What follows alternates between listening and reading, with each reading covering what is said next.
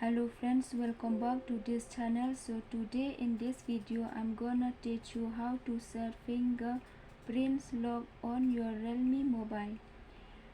Before you continue this video, please share and subscribe, and so let's start the video now.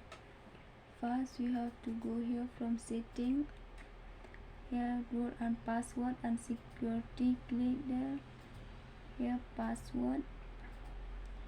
Three option here, you can choose any one like this button.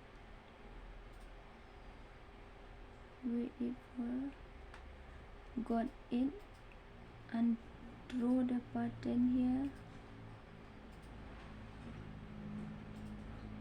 then draw pattern again to confirm. You have to draw again, then confirm. Add fingerprint, you should add fingerprint here and give it back here at the back the fingerprint. If you finish to add here fingerprint, automatically they will become on your mobile phone. So if you like the video, please subscribe the channel, like the video, and do not forget to click the bell icon. And thanks for watching this video.